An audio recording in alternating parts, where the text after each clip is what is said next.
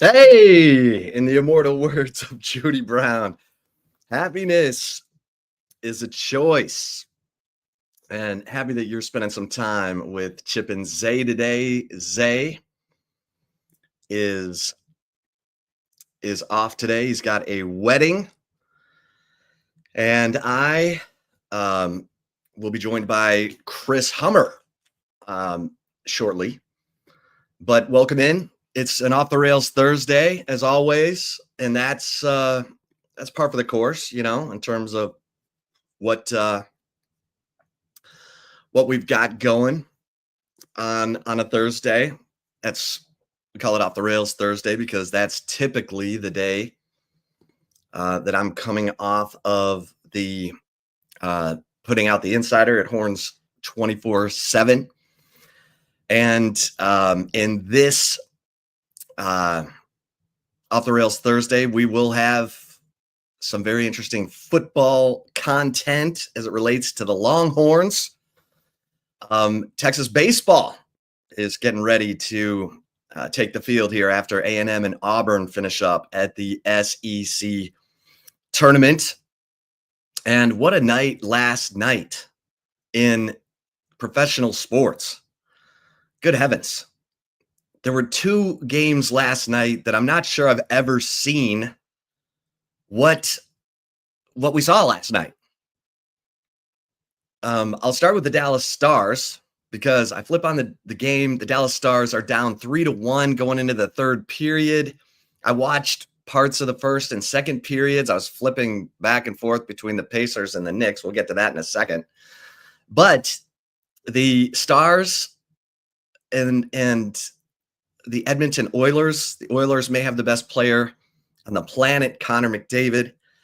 And so they're giving it to the Stars in Dallas. Game one, all Dallas does is lose opening home games of playoffs. They'd lost 7 in a row of their playoff openers at home, and it looked like they just didn't have it. They're down 3-1. And then it became a power play parade. 3 straight power play goals in the third period from the Dallas Stars in the span of 6 minutes. And the game flipped on its head, and the Dallas Stars end up winning 6-3. 5 unanswered goals in the third period from the Dallas Stars. I don't care if you know nothing about hockey. Playoff hockey is easy to watch because the guys are going all out. They're physical. They're smashing into each other. There was a fight at the end of this game. The Oilers, clearly frustrated, wanted to get some free punches in. The Stars are like, just get me to the locker room. And so the Dallas Stars break a 7-game home losing streak in the openers of the playoffs and win 6-3. Over the Edmonton Oilers in the Western Conference Finals. Stars trying to get to the Stanley Cup for the first time since 1999. When I was in Dallas covering the Dallas Cowboys. Then you flip over at the end of that hockey game. You flip over and the Pacers and the Knicks are down to seconds left in overtime. What a crazy last 2.5 minutes that game presented. The New York Knicks were up 14 with 2:50 to play. Let me repeat that. They were up 14 with 2:50 to play. And it's like over and out. They're at the Garden. Knicks are up 14, 2.5 to play. And then Aaron Naismith decided, you know what? Let's have some fun. So Aaron Naismith makes 6 3-pointers in the final 4:45 of this game, including 4 in the final 2:04, as the Pacers come all the way back And of course, by now you've seen the highlights of Tyrese Halliburton hitting what he thought was a 3-pointer to win the game in regulation. It bounces off the back of the rim, goes about 20 feet in the air. Okay, not that much, but 10 feet in the air, comes right back down through the basket. Halliburton thinks he's hit the game-winning 3 for the most improbable comeback you've ever seen, and he throws up the choke sign that Reggie Miller gave to Spike Lee, in the 90s, only to find out that his foot was on the line. It was a 2-pointer, so we're going to overtime. So now Tyrese Halliburton's thrown up the choke sign, and the Pacers are going to have to go play 5 more minutes in the Garden, in Madison Square Garden, not the Boston Garden. I'm sorry. Didn't mean to confuse my accents there. In Madison Square Garden. And guess what? They handle their business. The Pacers trailed by 9 in the final minute of this game. And no team had ever come back to win a playoff game, trailing by 9 in the final 60 seconds of an NBA playoff game. Until last night, teams were 0 and 1,414 in that situation. The Pacers were down 17 in the fourth quarter. Aaron Naismith hit 8 of 9 threes, including 6 in the final 4:45 of this game. So don't get it twisted. Aaron Naismith is the reason the Pacers came back. Tyrese Halliburton's getting all the love for hitting the game-tying shot at the buzzer to send this game into overtime. And Tyrese Halliburton is unbelievable in late-game situations. He's now had 3 game-tying or go-ahead shots in the last 5 seconds in this playoff run. 3. Some guys don't get that in a career. And what's crazy is nothing about the Pacers-Knicks game went according to script at all, because Jalen Brunson picked up his 5th foul with 10:05 left and in a 2-point game. And it's like, oh, they're doomed. Knicks are doomed. No. Guess what? Knicks went on a 14-0 run without Jalen Brunson. That makes no sense. Because if you watch the Knicks in overtime, it was either Jalen Brunson or Karl Anthony Towns scoring. No one else was doing anything except committing turnovers and looking scared. So with Jalen Brunson sitting on the bench, the Knicks go on a 14-0 run, and it looks like it's over. Knicks are up by 14 with 2:51 left, and somehow let the Pacers outscore them 20-6 in the final 2 minutes and 30 seconds. Again, primarily because of Aaron Naismith hitting a 3-pointer from 25 feet with 2:04 left, from 26 feet with 51 seconds left, from 30 feet with 34 seconds left, and from 27 feet with 22 seconds left.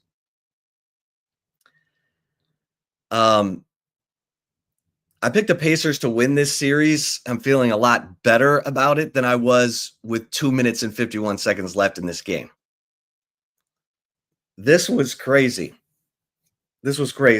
And the Pacers, they're so fun to watch because they play so fast. And they had 9 guys average double-digit minutes last night.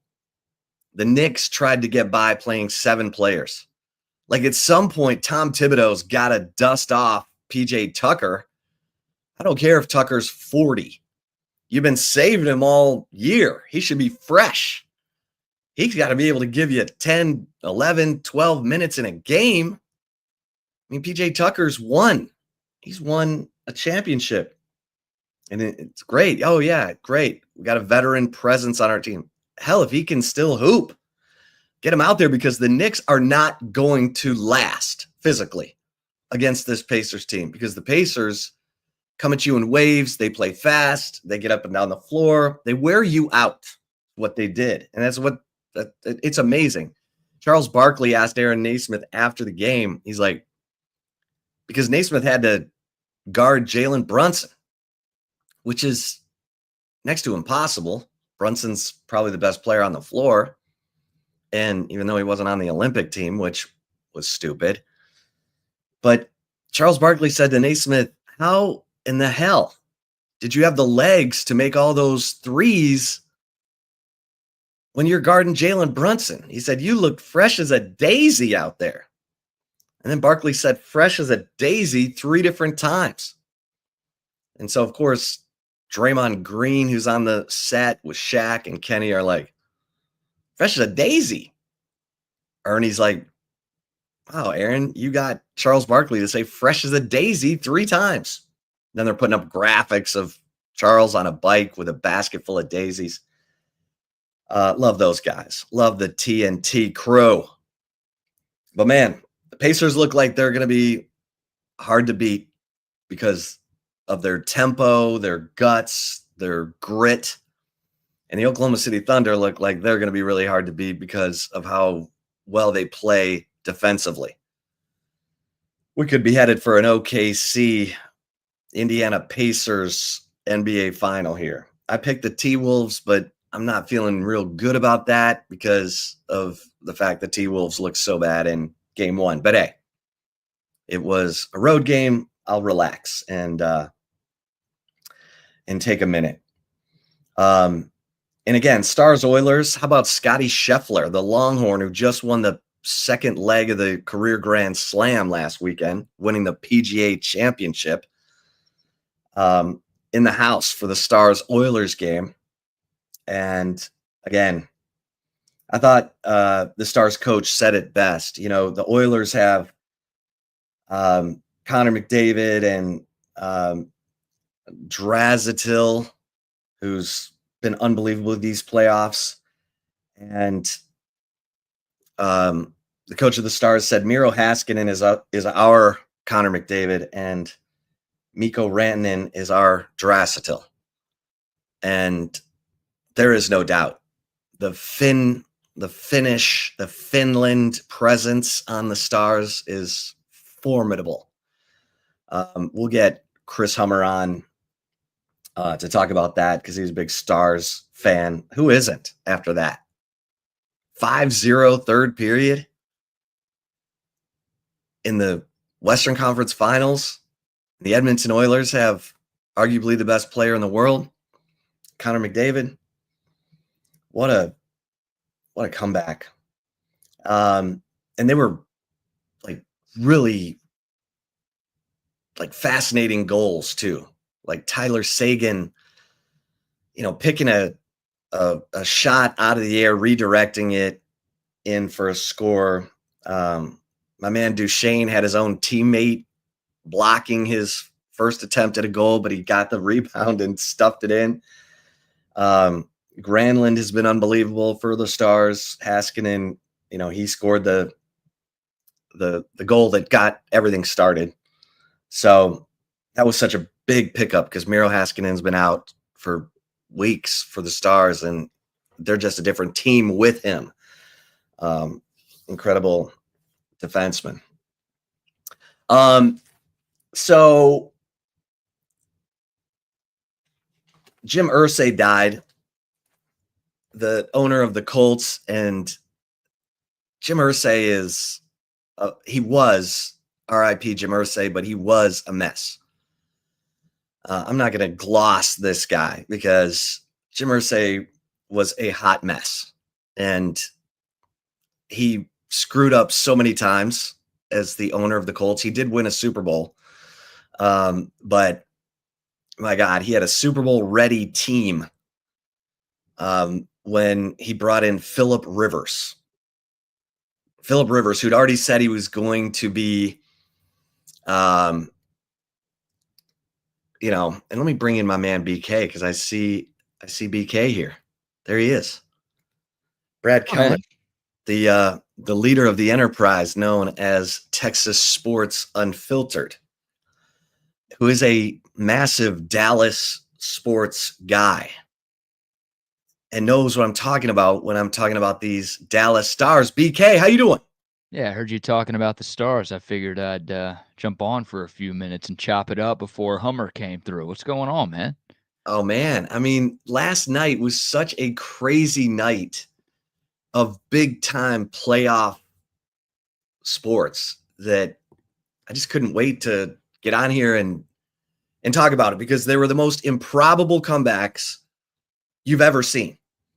Yeah, you felt like you knew what was happening last night, right? The Right. Knicks were cruising to a game one win. The Oilers were cruising to a game one win.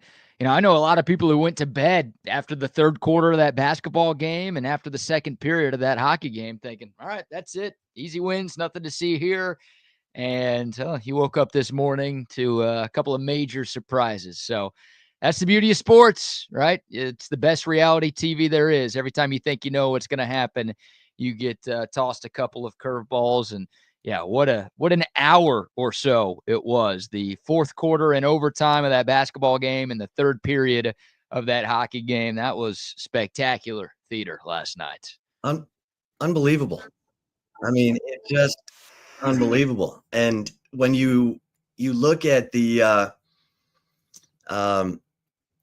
faces of the New York Knicks, like you're wondering, and I think they're wondering, how are we going to keep up with these guys? Like, I feel like I can safely say I think we're going to get a Oklahoma City Thunder, Indiana Pacers final. Now, I know it's way too early, but the Thunder's defense and the Pacers' ability to get up and down the floor and just wear you out, I think it's going to be I'll be surprised if that's not what we get in the final, BK.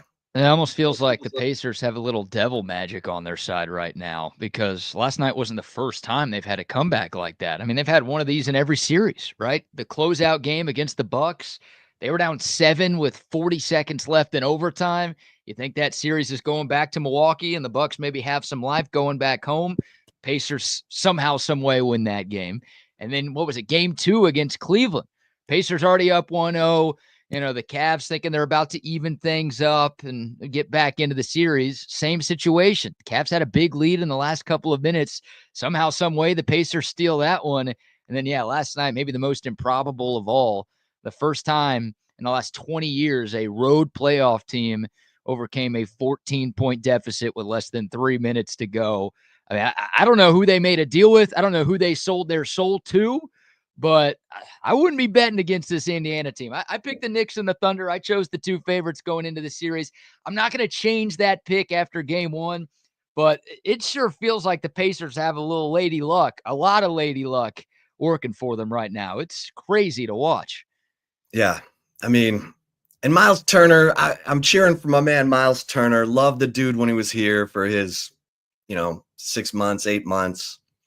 Still pains me that his final game, I think he played like 12 minutes in a 2-point loss to Butler in the NCAA tournament. But he totally got schooled last night by Karl Anthony Towns. I was like, all right, Miles, come on.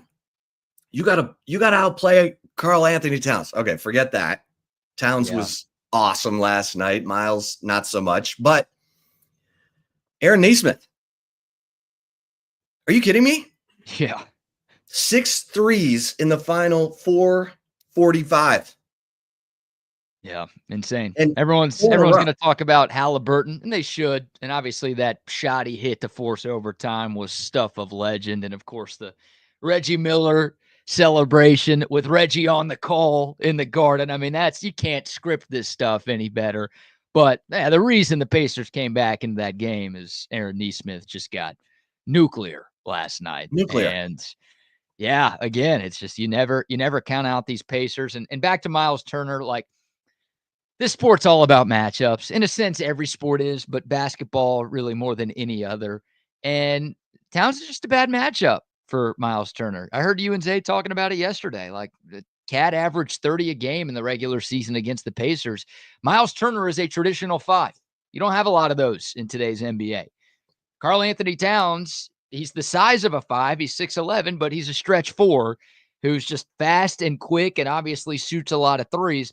That's not what Miles Turner is looking for. So, Miles Turner is going to play a lot. He's going to start in this series. But last night, as Indiana was making that comeback in the fourth quarter and in overtime, you didn't see Miles Turner on the floor.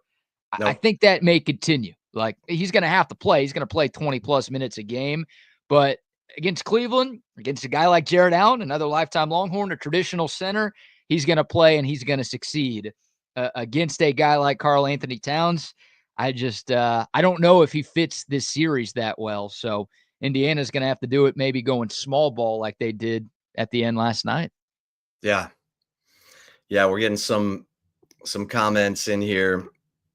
Texas baseball will take the field against Tennessee around 3:00. And C. Gaddis wants to know, do we know who's starting yet? Yeah, it's going to be Ethan Walker. Ethan Walker. So Schloss he's been on the record. He said, my main objective right now is to get the pitching right for regional play. And everything else will take care of itself. So Ethan Walker, who's been solid. The good news is, unlike last year, and no shade on Rice coach David Pierce, the pitching did not get better last year. And the pitching this year has gotten better. Now, everyone's going to say, well, what about Ruger? Okay, Ruger had the flu. Now, I don't know. Ruger is so excited and loves the game so much, he'd probably lie to his coaches and say, I'm fine. But he wasn't fine. And he looked tired. He looked beat up. He looked like he had the flu. And so he had a rough outing, and then he had another rough outing. And so I get it. People are worried about Ruger, and maybe we should be worried about Ruger, but that guy's been so good. I'll give him a chance to bounce back. But you've seen Thomas Burns get better. You've seen Grayson Saunier get better. You've seen Ethan Walker get better. And then you add in Max Grubbs, who's been phenomenal as a middle reliever. Cade Bing. And obviously Luke Harrison and Dylan Volantis. Huh. But here's the thing, BK. Dave Van Horn, who awesome baseball coach, can't believe he's at Arkansas. Can't believe he's never won a World Series. But he was doing an interview on Sirius XM the other day, and he's like, everybody's dealing with injuries right now. He's like, you just hope that it's not your ace or your best offensive player. And Texas had that. They lost their ace in Jared Spencer, who was their only power arm starter. And they lost Max Ballou for 26 games. And they're still, in the top 2 in the country, leading the SEC, blah, blah, blah. This has been a phenomenal coaching job by Jim Schlossnagle. No question about it. I want to get your thoughts on it because he has a plan. He came in, he gets Kane Performance to come in and remake these guys' minds in the fall. So what next pitch attitude, gets them all to, realize, the whole Augie Zen thing. It's a game of failure, blah, blah, blah. You go 3 for 10, you're going to Cooperstown. Okay. Well, guess what? It works. Like Schloss said, no one spends more money on the mental game than we do. Because this team was resilient from the beginning and continues to be. They're going up against Schloss's old assistant coach, Tony Vitello. If Schloss would have said no to Texas, Tony Vitello probably would have gotten the call from CDC because they know each other super well from their days together at TCU. But Schloss said yes. And here's Texas, the number 1 seed in the SEC tournament. Yeah, Schloss has to be National Coach of the Year, right? I mean, he already won SEC Coach of the Year. There was no debate there, but the job that this guy has done, I know Texas wasn't in a horrible spot under David Pierce, but 365 days ago, Texas was middle of the road Big 12 team. They were a 3 seed going into the College Station Regional, and just there was really nothing that gave you confidence that this program had any chance of turning things around very quickly. And in year one, despite serious injuries to key figures, fact that Texas was the number 1 team in the country for a large stretch of the season, they win the SEC. They're going to be a top 3 national seed when the bracket comes out on Monday. There's no way any other coach has done a better coaching job in this sport in 2025 than Jim Schlossnagle, right? Yeah, no doubt about it. And then Max Weiner. Sure. Max Weiner's probably going to get a head coaching job at the end of this year. I mean, I wouldn't be surprised if someone's already holding a spot for him, maybe even in the SEC. We'll see. But Weiner's unbelievable. He gets these guys to relax, and he makes good technical, improvements. He adds pitches to guys. He lowers arm angles. He just seems to have the right feel, whereas David Pierce would be like, effing throw strikes. Okay, well, help me to throw strikes. Yeah. Help me to relax my mind. Help me to have some technical, something I can grasp that will give me confidence to throw strikes. Don't just call me a wussy and tell me to throw strikes, because that's not going to work. So, yeah, it's night and day. It's got to be refreshing. I say this all the time. BK, you graduated from the University of Texas. You remember the crap days. And I say to Texas fans all the time, savor these times. Oh, yeah. Because you have alignment. You have an administration that will support the athletic director, an athletic director who supports his coaches, and coaches who are good with student athletes, and 3 out of 4 directors cups.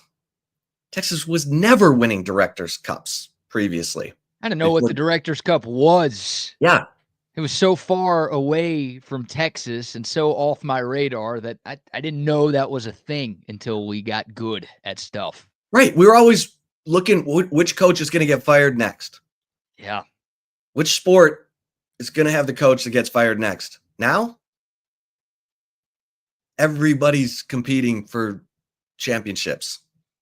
Football, 2 straight college football playoffs. Basketball is going to get right, I think, under Sean Miller. Baseball, good heavens. Picked 19th in the country to start the season. Had a 5-game lead in the SEC at one point. What Tim Corbin, the coach at Vanderbilt, famously said, put me in the AL East. I don't care. I just don't want to play any more SEC games. Just talking about the grind of the SEC regular season. And Schloss said it too. He said winning a SEC regular season championship is harder than winning a national championship. Now, he wouldn't know yet, but I think he's going to get there. I don't know if it's this team either, BK, but here's the thing about Texas baseball. They have depth of pitching. They may not have the best frontline Friday night guy. I love Luke Harrison. That guy is such a competitor. Yeah. And Ruger, competitor. Max Scruggs, competitor. Dylan Volantis, the praying mantis. The guy is we'll see. He's got to finish it out, but he's one of the 3 best pitchers this season in my mind. Cade Anderson at LSU, Zach Root when he's right, but Dylan Volantis. And these guys, they have depth of pitching. They've got clutch leadership. All your best players are your best leaders. Max Ballou, Jalen Flores, Kimball Schuessler, Grubbs, Harrison, Rylan Galvan, maybe the best catcher in the country. Will Gasparino when he's right. And then you add these freshmen, Adrian Rodriguez, Jonah Williams, Dylan Volantis. It's a fun team to watch, easy to cheer for, and so we'll see. This SEC tournament can be kind of a weird deal. I don't think Schloss is worried about it. And his guys will compete, but Tennessee, you look at Tennessee getting off the bus, they're monsters. They're power arms and home run hitters. They just haven't been able to pull each other up like Texas has. It's crazy how many, 8 comeback wins in the SEC schedule alone. More than that with, they had some other doozies earlier in the year, but yeah, it's been fun to watch. What are your thoughts on, you got a favorite player on this team, a favorite game? To kind of follow up on that, I think the scary part for everybody who doesn't root for Texas is that this is year one. Like, I'm not going to sit here and Mark Messier guarantee that Texas is about to rip off, 10 straight SEC championships. That's just not going to happen. This league's too damn good. But this could be one of the weaker rosters that Schloss has at Texas, as crazy as that sounds, considering how good it is. Like, it's only going to get better. Remember, it was a transition year. A lot of Texas's really good players are freshmen. It was a solid recruiting class because Schloss was able to flip a couple of guys from A&M, but I think Texas is about to, put together a bunch of top 5, if not top 3 recruiting classes in the country. Like, this is just the beginning here. So that's the terrifying part. Again, if you don't root for Texas, is that this is year one. It usually takes a couple of years for stuff like this to happen, even at a place like the University of Texas with all of the resources and the history and this, that, and the other. It's like, savor these moments, but also remind yourself this is only the beginning of what could be something special. So that's sort of my favorite part about all of this thing. I mean, the sweep of A&M, if I had to pick any sort of game or stretch of games that stands out. I mean, that was obviously the best regular season series in college baseball this year. I shouldn't say obviously, but I think that was the biggest and most watched and just most important regular season series in the entire sport here in 2025. And for Texas to win those games and to win them all by 1 run, which is just demoralizing for A&M, that's pretty glorious right there. But you look back at taking 2 of 3 from LSU, right? When Texas lost that first game, Chip, I think it was 8-2. And it was like, all right, well, great start to the year, but here's the SEC. And the Longhorns just aren't quite on LSU's level yet. That's a team that won it all 2 years ago, and we know how good they are. And we'll get there, but just in due time. For Texas to respond and take the next 2 games to win that series, it's like, we might not have to wait very long for this to all come together. So you could point to so many of them, but those 2, A&M because it's A&M, and then LSU because it was like, oh no, this thing might be ready to roll already in year one. Those are kind of the 2 for me that stand above the rest. Yeah. That LSU series, no doubt. I covered the Friday night game. I covered that 8-2 loss. And LSU just looked bigger, stronger, faster. And you thought, ooh, maybe they just got their wake-up call. And then they battled. And they just kept battling. And we saw it again against Florida. They didn't close the deal, but remember Jonah Williams getting walked and kind of prancing. So the pitcher says something to him. He says something back. Then the first baseman's giving it to him. And then Schloss is out there, trying to calm things down. They're making fun of him because he's down 8-1. And then the next night he hits the 3 RBI double that wins the game. Yeah. And those are the kind of dudes that you need. You need dudes who are going to stand up to whatever's being said to them and answer.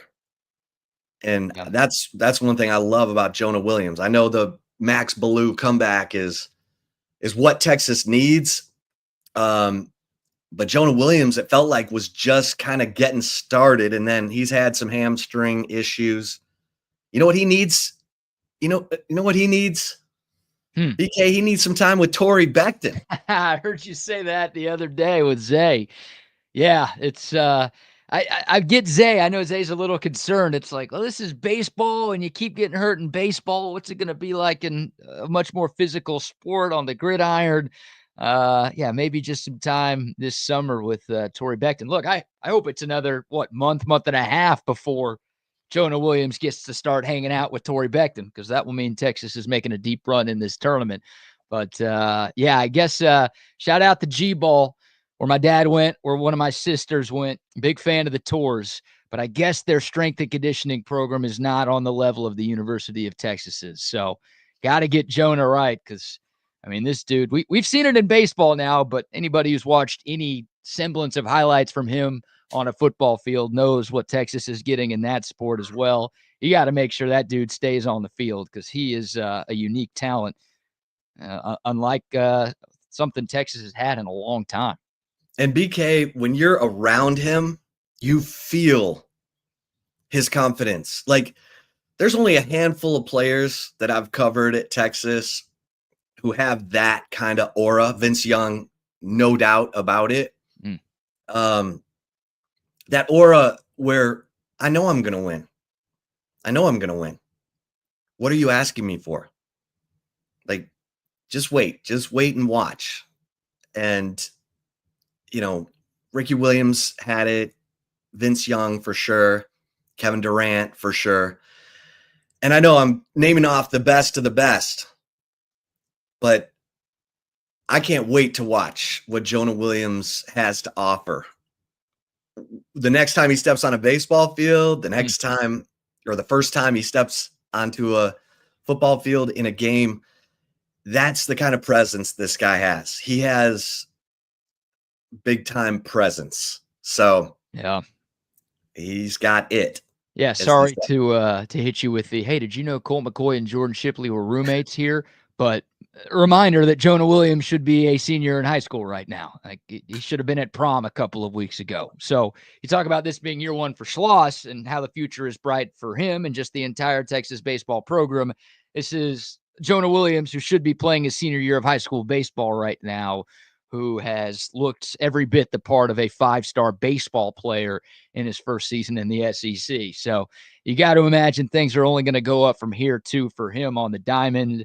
And remember, his family, his older brother Nick, is a major leaguer.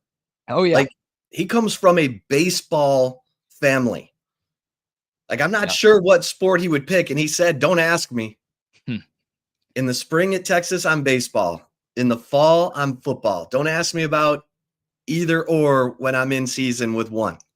Yeah. I don't know if this guy's Kyler Murray, where it's like, oh, he's going to be a Heisman finalist and he's going to be a top 10 pick in the MLB draft. But if things go right for Jonah, yeah, he's going to have his pick of the litter when it comes to those two. And it's crazy. You know, I think a lot of people, and it's Texas, right? And it's football. So we have way more access to football information than we do baseball. So I think a lot of casual Texas fans, I don't mean to take a shot at anybody when I use the word casual, but I just feel like a lot of people are like, we're just throwing him a bone for baseball because we really want him for football, right? Like, whatever it takes to get him here instead of A&M or LSU or any of the other schools that want him in football. We'll just, hey, here's a baseball scholarship too, and we'll give you a jersey and go sit on the bench in the corner. But hey, you want to feel like you're part of the team. Congratulations. Here you go. That's clearly not what this is at all. I mean, this guy, yeah, he could be a superstar baseball player. He could be a superstar football player. And it's rare to find a guy who's one of those things in one sport. But Jonah Williams seems like he is both of those things in both sports. That's pretty damn cool that he's donning the burnt orange and white, isn't it? Oh, my gosh. And you're right. I think there are fans who are like, oh, that's so cute. He plays baseball. Yeah. No, this dude, and he said he had not seen the Dion, 30 for 30 of Dion playing both for the Braves and the Falcons. And we were like, oh, man, you got to watch that. He's like, oh, yeah, I got to watch that. And because someone said, do you think you can play both? Like, going on to the next level. And he's like, absolutely. God. And just left it at that. Like, no explanation needed. Absolutely. Save some of that for the rest of us, Jonah, please. My goodness. I mean, you look at him. Okay, let's look at his me look at his batting. Okay, so he's only had 39 at bats. He's batting 308. So now he's got a decent sample size. 7 RBI, 3 doubles. He's 2 for 2 in stolen bases. And that's just scratching the surface. Yeah, and he's been banged up this year too. Obviously, he missed a lot of time because of a couple of different injuries, but even when he has played, I'm not sure he's been 100%. So, I'm fascinated to see what type of role he has in the postseason. I don't know if he plays at all in Hoover. Sounds like he's still nursing something, so we might not see him this week. But now that Max Ballou is back and Texas is as healthy as they've been in the lineup in months, is Jonah Williams more of a defensive replacement pinch runner? Maybe he gets an at-bat late in the game kind of guy? Or does this staff think highly enough of his development that, maybe he and Tommy Farmer are switching games? Is there a chance? I doubt they take Gasparino out of the lineup, but he's really struggled at the plate the last couple of weeks. Is there a chance they, maybe flip-flop him out of the lineup? So, yeah, it's a luxury of riches, kind of an embarrassment of riches, I should say, for Texas right now, and love what I've seen from Jonah. And yeah, it's just, again, the future feels bright for this young man, but the future might be now, considering what we've seen. Well, and think about this. They brought in Easton Winfield, who was a decent NIL commitment because of his bat. He's an outfielder who's not great in the outfield, but they brought him in because last year as a freshman, he hit over 300 at ULM. It's a different stage. Well, Easton Winfield has 52 at bats. Jonah Williams has 39. Jonah Williams batting 308. Easton Winfield batting 250. And remember, you brought in Easton Winfield because of his bat. So that's how quickly Jonah Williams has acclimated to college, big time college baseball. Easton Winfield, Schloss has said, listen, we're being patient with him. He came in the other night on a Tuesday night, went 4 for 4, home run. So just again, pointing out Jonah Williams, he's different. You mentioned the lineup, and the guys are out on the field at Hoover. Ethan Mendoza is at second base today. That's big. He's been the DH because of that shoulder injury, but now he's back at second base. They've got Adrian Rodriguez at DH. And then Tommy Farmer in left, Will Gasparino in center, Max Ballou in right, Casey Borba at third. So that's a good development for Texas. You need Ethan Mendoza at second base. That frees up that DH role. Obviously, Adrian Rodriguez has just been such a gamer. I mean, I swear, after the Florida Game 3 loss, where Schloss said this is the most disappointing loss of the season, didn't like how non-competitive our at-bats were, and he brought up Adrian Rodriguez, who's been fighting through a hand injury. Remember, he took a ball right on his hand while he's at the plate. He was playing through a lot of pain, and in that Florida series, he gutted out an at-bat and, hit a single. And Jim Schlossnagle said, I need more guys like that. So Adrian Rodriguez is going to be hard to get out of there. But, like you said, maybe you sub in Jonah Williams in the 6th inning. He was doing that for a while with Easton Winfield and Tommy Farmer in left field. So we'll see. Schloss likes to get guys in who've earned the time. He's not going to leave guys out. Look, he got mad at Will Gasparino for not, being sharp about how many outs and not being sharp on the base paths, and moved Jonah Williams over to center, and away they went.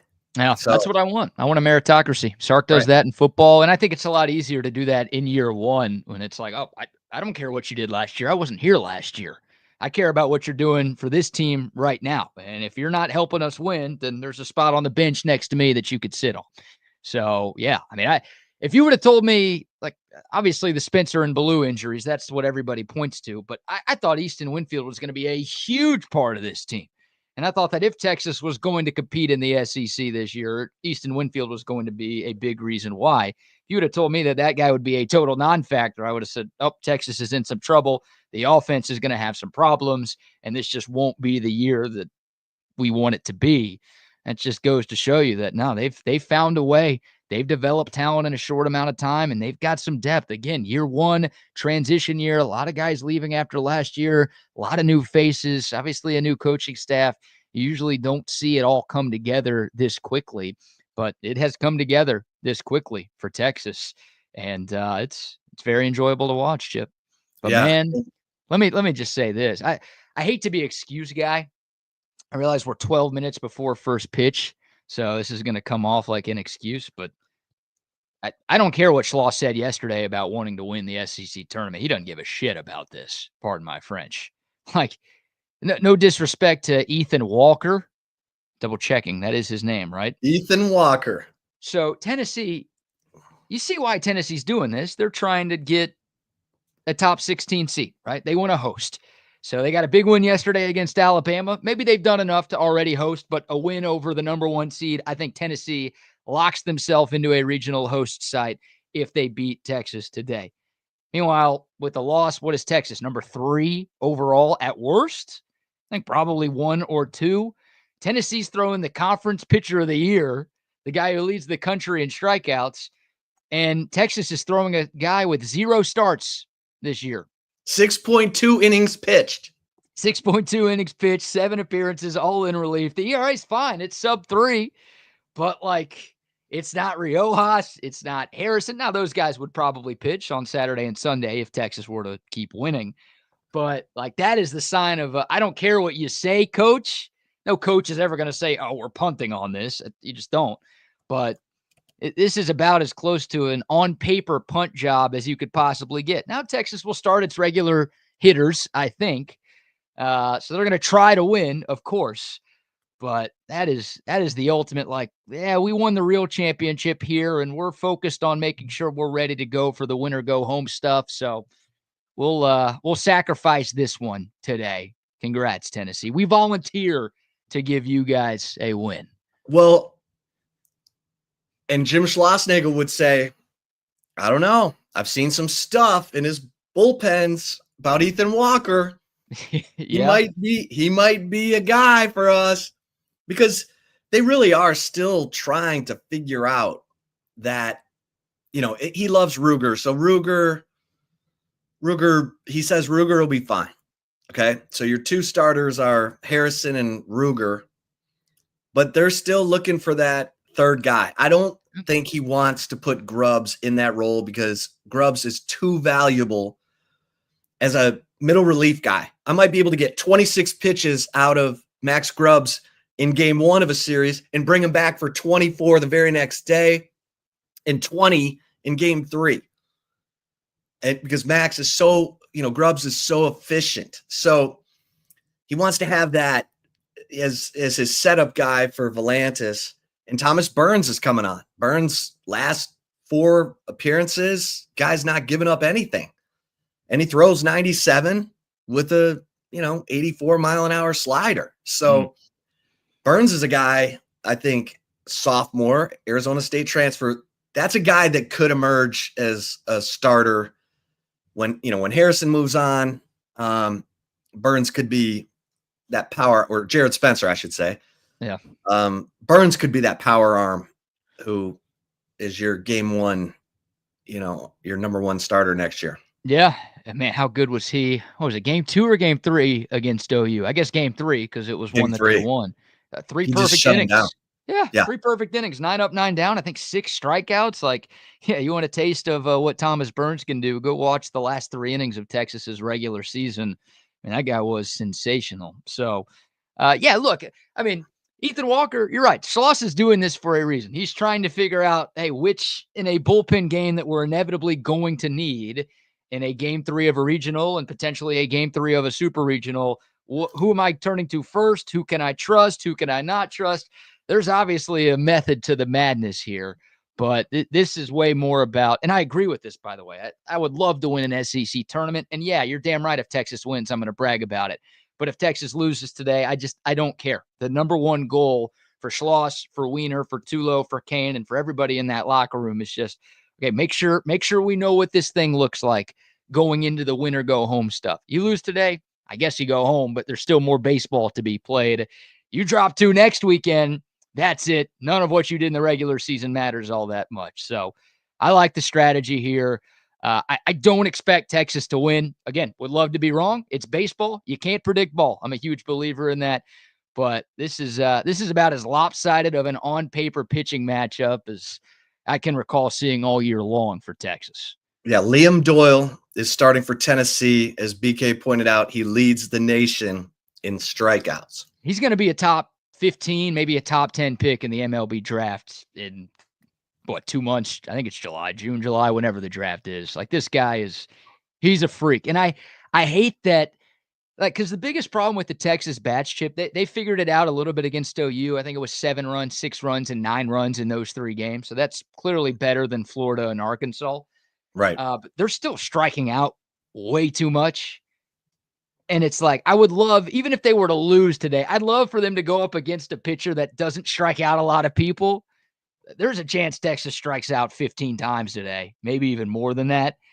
And again, I'm still going to feel confident about Texas in the regional and probably in a super regional too. We'll obviously see what the bracket looks like, but I wish they had somebody a little easier to go up against than Liam freaking Doyle today. Well, I guess the good news is he's coming off his worst start of the year last week against Arkansas. So maybe you're getting him at a good time, but shoot, if they hit well, that's a great sign. If they don't, it's like, damn, I wish it was somebody a little worse than that. Yeah. I mean, like I said earlier, Cade Anderson, LSU guy, unbelievable stuff. Kyson Witherspoon with OU. Yeah. Think about that game. Texas couldn't do anything against OU. They're down. They're trailing that game, trailing. Then they finally get to the bullpen, and they nickel and dime, and then there's Max Ballou, 3-run bomb in the top of the 9th to win the game, clinch the SEC regular season title. Like, this Texas lineup, like you said, it's not going to blow you away. I mean, Ballou has that capability, and you seem to get big-time timely hitting from guys like Ryland Galvan and Flores and Mendoza, and hell, Casey Borba's hit a few bombs that have, been really timely. But this team, Schloss said it, this might be the grittiest team I've ever coached. They waited out, and they're veterans. Guys like Kimball Schusler. Kimball Schusler does not put up with anything. He and Ballou, those guys are the in-your-face leaders in that dugout. Flores is a example guy. Galvan's an in-your-face guy. And Galvan, I love his confidence. Oh. He'll tell the pitchers, you got the best catcher in the country working with you today. So you just relax. You just do your thing. And it is cool that maybe we could see the Galvan twin brothers back on the same field if UT Rio Grande Valley somehow ends up in the Texas regional. But in Texas rocks, let's not deprive Thomas Burns of a couple miles an hour, because you're right. I mean, the he's touched 100, but 97 with command is what he was doing to OU. So that'll work. Yeah. We'll take that. Borba bombs. Love the Borba bombs. Need more of them, man. Yeah, we weren't sure what his role was going to be before the year, but he's carved out a nice little niche for himself, and he's had some big moments at the plate this season. So they're getting contributions. Think about the guys who didn't get any run with David Pierce last year. Right.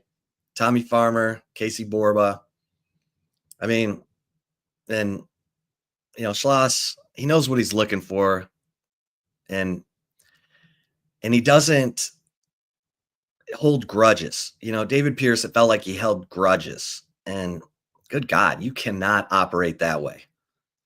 Yeah, there was too much bad cop going on with the David Pierce staff. And I love Coach Pierce. Like, For sure. I'm not as close to the coaches as you. You're the insider guy, and you go to stuff, and I'm a lazy piece of shit. I just sit down and watch the games. But David, like, out of any coach that I've ever worked with or covered during my time on the beat, like, Coach Pierce was the most gracious with his time and the nicest to me personally. So I got nothing bad to say about that guy as a dude. But yeah, just heard too much from, behind the scenes and from players. It's just like he wanted to be the bad guy and he wanted to be tough love guy. And sometimes that works. And for a few years it did work. He got to Omaha 3 times. It's not like the David Pierce era was a total failure or anything like that. But it clearly had worn off a little bit and it wore thin, and it was time. It was time for a move. And I think Texas would be good with this roster and David Pierce. I think they'd be an easy tournament team. Maybe they'd be fighting for a hosting spot, but there's no doubt the job that this coaching staff has done this year, what they've been able to do. It's been pretty cool to watch. And it's fun to think about the future of this thing. Not punting to next year, because there's still a lot that can happen this year. But I know I've said it a few times in the hour. Sorry for sounding like a broken record, but the future is incredibly bright for Longhorn baseball, which is really cool because they've been kind of in a rut for a little bit. So it's nice to see it back where it belongs. Look at our guy, Tom McKay. Yeah, what is this? We were about to give some love to AV Consultations. AV Consultations, baby. And now I'm getting called no athletic ability guy. You are a tennis hustler. That's confirmed when your knee is right, when your hip is right. But I'm no athletic ability guy, apparently. Come on, man. I always say I'm way better at watching sports than I am playing sports. So that's you are fantastic at watching sports. You have great abilities to watch and observe and relay commentary. I mean, for those who don't know, and Tom, if you were just tuning in, you missed my whole deal about the Stars, for God's sake. Where you been? BK was my intern back in the day at the Horn, and now he's my boss. So, hey, he's a star. I'm forever in debt to you. You and the late great Sean Adams gave me my first big break in this business. So you know how I feel about you and your family, and miss Sean every day. But yeah, we've had some fun over the years, and we don't get to chop it up enough. I see Hummer in the background, so I'm sure he's taking over here soon. But I always enjoy chopping it up with you. We don't get the chance to do this enough these days. Yeah, no, I love it. I'm proud of you, man. Yeah, man. Keep up the good work, and let me know how I can do better. You know what I'm saying? Yeah, well, keep getting good scoop on Texas Ohio State game times. That was a nice find by you. That's starting to go viral today. Yeah. I don't, I'm like, if I'm Texas, and let's bring Hummer in from 24/7 Sports. Hummer breaks all kinds of scoop himself on the transfer portal and college athletics. But Hummer, welcome first and foremost.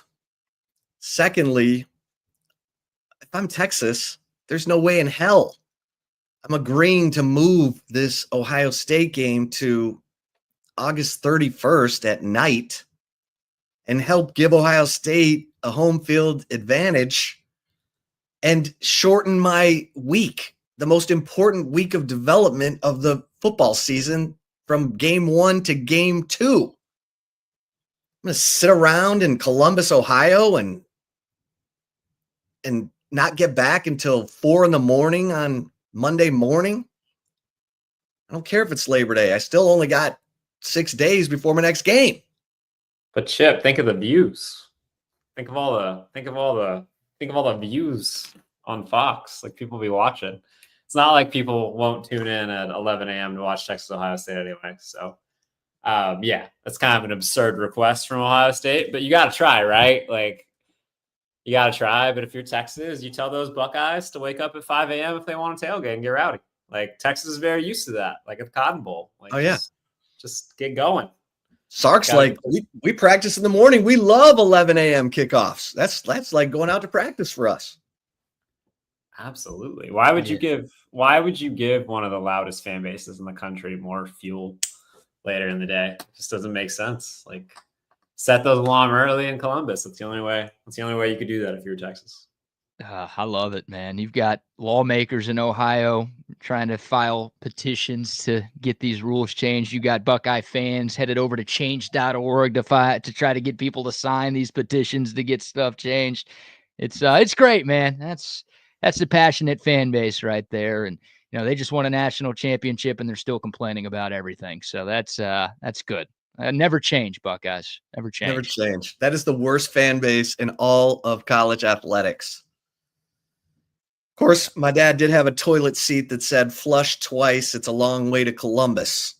But I experienced it firsthand in 2005. Getting out of my rental car, I wear black to the games, neutral. This a-hole comes up to me and is like, you from Texas? You from Texas? I'm like, yep. He's like, oh, we're going to kick your ass. We're going to beat the shit. I'm like, you know what? Actually, I'm from Michigan. And the guy's like, what? Ah! I mean, I thought his head was going to explode. I just walked off. I'm like, seriously? I'm getting out of my car and you're just like looking for a fight? And I'm wearing black? Like I'm not in burnt orange or anything. I was like, and then I hear the women getting shoved around by I'm like, these people get a life. Yeah, Texas, give it to them, baby. Give it to them. All right, guys.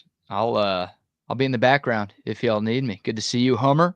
Guess I'll see you in person at SEC Media Days here in a couple months whenever we actually get an email about that. Potentially. I think if it's a day I'm thinking of, I'll be out of the country. But I will, I'm sure, see you at some point. Ooh, Hummer out of the country. I got to hear more about this. All right. Guy works hard. He deserves a couple of days off. All right. Let's go to Amsterdam. There you go. Oh, I wish. I'd get in too much trouble in Amsterdam, man. All right. I'll be listening, boys. See you. All right, BK. Appreciate you, man. Chris Hummer, 24/7 Sports, kind enough to join me. Zay is at a wedding today, which on Thursday? Yeah, how about that? His niece. That's so awesome. Maybe he had to drive out of town or something. I'm not quite sure, but I believe he'll be back tomorrow. So, yes, we've got the Texas baseball. We'll keep you posted. Texas is up. They're the visiting team. There's one out, and in the top of the first. And the big news is Ethan Walker, who has 6.2 innings pitched this season, is the starting pitcher for Texas.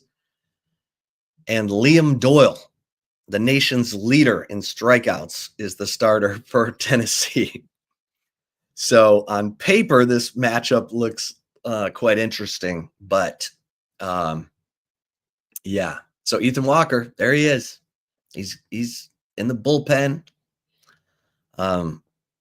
Not many people know his name, but yes, my man, Texas rocks. We're rolling out Ethan Walker. Okay, so Hummer, where are you going to be out of the country? Can I ask, or is that not allowed? I'm going to ask. We're doing a honeymoon that we never did in the summer. So going to Paris, London, Rome, and Florence. So it'll be a good trip. Yeah, man. Yeah. Never been to Europe. Never been to Europe. Looking forward to drinking lots of foreign beer. Probably do what I do here, but just with a different accent. That'll be good. Yeah, and the beer will be a lot warmer. Is that true? Oh, yeah, in England. They'll serve you warm Pilsner. Just like I like it, Chip. Just like I like it. Warm and frothy. Warm and frothy. Okay, so full disclosure, my first marriage, did the honeymoon in Paris and ran a marathon Now, Oh, wow. that we were delayed too as well. We did our honeymoon later because we were paying for everything, paid for the wedding and all that stuff. And we ran a marathon and in Paris, and I would recommend that. I know y'all ran a marathon together in Paris. Yes. Wow. Now I don't know if I would recommend that because my ex-wife did not train like I did, so I was. Do you have to stay with each other the whole time, or you just run it? And if you're an hour ahead, you're an hour ahead. I would have liked to have done it that way, since I was only running one marathon in my life and I trained for it. But anyway, the funny thing about running a marathon in Paris is they hand out red wine on the course. That's incredible. Little plastic cups of red wine. I mean, I was like, this is awesome. But it is beautiful. Yeah. It's a flat course and it takes you all through the city. You're seeing all the sights. But man, I'm excited for you. That's going to be great. Thanks. Paris. I plan to run a marathon on my own, Chip. It's just going to be a marathon of croissants for about a week. And yeah. The croissants, the croissant, the baguettes, the fromage. I do love Paris. The jambon et fromage. Yeah, man. The patisserie. You'll go there every morning. Wow. I just hope it's a little better than Paris, Texas, Chip. That's all I'm asking. Well, yes. Very different. Very nice. Yeah. So, Hummer, the Longhorns held their Horns Up weekend. This is their big fundraising weekend for Texas One Fund. This might be the last of these before we get the settlement and the collectives get rolled into the athletic department. But over the weekend, I'm told 2 people bid $1.2 million to fly with the team to the Ohio State game, the Florida game, and the Georgia game. They had 2 people bidding, and then one got it. And hey, if we do this for you two, yes, okay, sold. It's like 2 offensive linemen right there, Chip. I mean, I'm told they raised about $7 million, and I'm told that will all go to pay for current NIL contracts. It's not like they're able to set money aside and grow it as a nest egg. That's money in, money out. Can you imagine if they just took the $7 million and just threw it in a little IRA for a couple of years? Little hedge fund. Like, I'm sorry, freshman, you'll see this your senior year, but we're hoping for like 8 to 10% returns. Like, if it'll work, yeah, it'll be good. I mean, that's kind of what Boone Pickens did for Oklahoma State when he was paying for new dorms and new, 8-foot mattresses for the basketball team. And, $365 million Boone poured into Oak State. His money went a long way, by the way. They have incredible facilities. You would not expect that out there in Stillwater, Oklahoma. They have like top of the line facilities all the way around. That place is gorgeous in terms of the football building. So that money went a long way. But man, $7 million, Chip, that's a lot of money. Like, I would say half of Power 4 teams last year were probably at or below $7 million. Like, there's a lot of teams that weren't sniffing that, and that's just like something Texas did in one weekend. So it's a large credit to the Texas One Fund, and an even larger credit to a very active donor base in Austin, Texas. That is money I will never understand, because I had other rich donors that I was talking to say, why would you spend $1.2 million to fly with the team to 3 games? $1.2 million, you can get yourself a killer suite that you'll have for 10 years. It's a great point. But when you got it to burn, right? Is that, I've always, like, I know it's different for every school. Is that money tax exempt? Like, if you donate it for NIL? I think they're trying to figure out the way to make that happen. Gotcha. Because I could see it if your very large tax bill goes down and you get to play fantasy GM at the same time. That's not a bad combination. But otherwise, yeah, get a very fancy suite, or you could do. I mean, your name's not on a building at $1.2 million, but you can definitely do a lot with $1.2 million in the world outside of flying on 3 plane trips with a team that probably isn't going to interact with you much on the trip. So. Okay, quick update. Ethan Walker, who came into the game with 6.2 innings pitched, strikeout, flyout. 1, 2, 3 inning for Ethan Walker.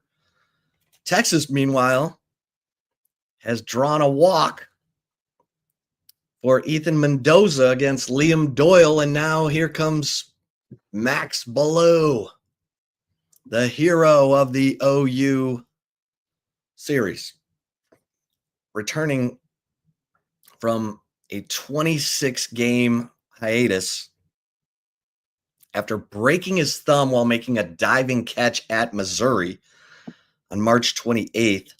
He had corrective surgery, and he's back. Max Ballou, big number 44, up against Liam Doyle. It's lefty, and it looks like he's popped up in foul territory now, but it's going to get into the stands. All right. So Hummer, I wanted to ask you, we've got all these awesome lists coming out. People are putting together lists. I'm putting together lists. We like this. It's list season. Yeah, man.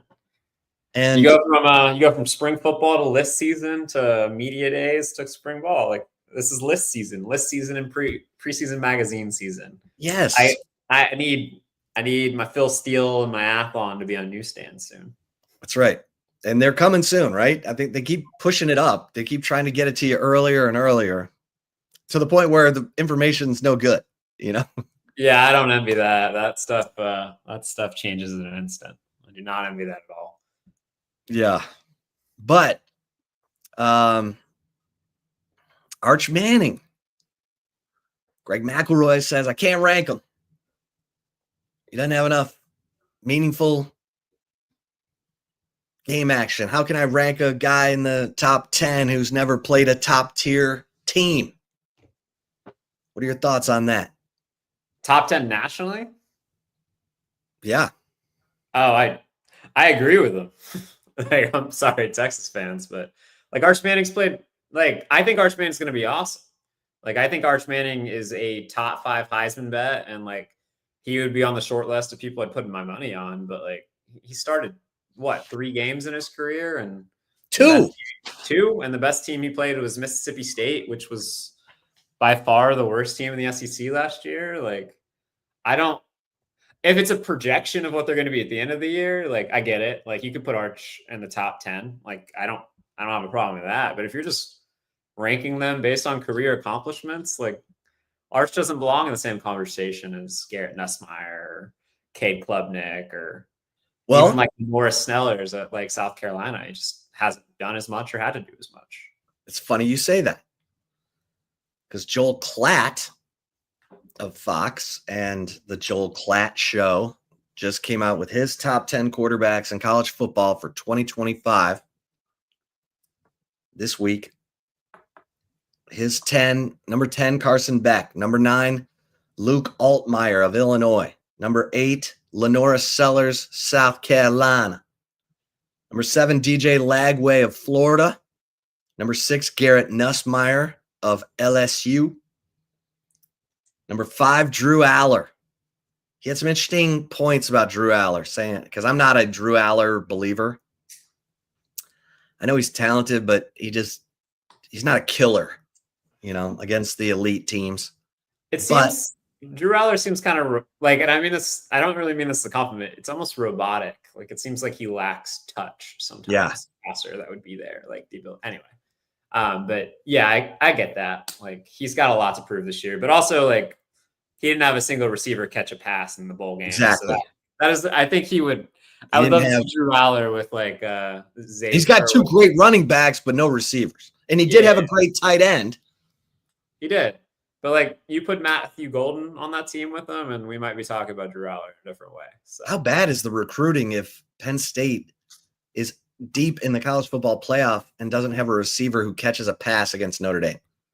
This is probably too long of a theory, but like Penn State is one of the best teams in the country at using analytics to find guys. They prioritize traits above all else. There's a reason why for a long time they would rank like number 15 in the country in recruiting, but rank in the top 5 of draft picks produced annually. They find guys, they develop guys, they find traits. They develop those traits a lot like Matt Rule used to do when he was at Baylor, or like Joey McGuire tries to do at Texas Tech. But I've always thought that when you prioritize traits so much, like you prioritize measurables, it can hurt you at field positions. And receiver at the end of the day, like is a position where like height, weight, speed obviously matter, but you have a lot of feel elements to that, both as a route runner, as a pass catcher, hands, like the ability to fit within a zone. And I've long thought like maybe they prioritize traits a little bit too much. But yes, they have definitely struggled to produce receivers at an elite level or at a level where they can catch a pass in a bowl game. Well, he's got Drew Aller at 5, Joel Klatt. He's got Sam Levitt, Arizona State at 4, John Mateer, Sam Levitt 2.0 of OU at 3, and Arch Manning at 2. Cade Klubnik at 1. Joel Klatt ain't scared to rank Arch Manning. Little projection. He said, I love everything around Arch Manning, and I believe in Sark's ability to develop quarterbacks. And, oh, yeah, the kid's got some moxie as a Manning. So Joel Klatt says, number 2. That feels aggressive, but I mean, like I get it. I mean, what is there not to like about Arch Manning, right? Like he has the frame, he has the size and speed, he has the arm, he has the production, albeit production in a very small sample size against below average competition.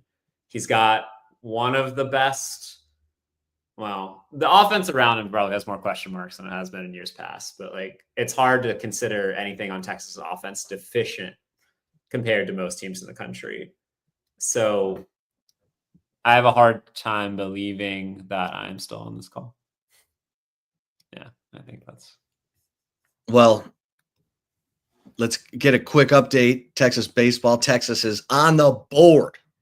So Mendoza walked, Ballou flied out to center. Galvan struck out, but Kimball Schuessler, baby, with the RBI single to center field, scoring Mendoza.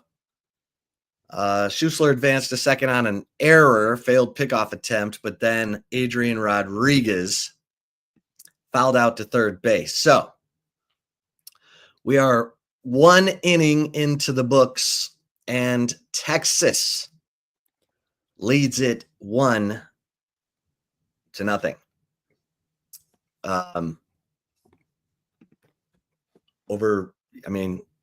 Again, Ethan Walker versus Liam Doyle. Liam Doyle, the SEC pitcher of the year.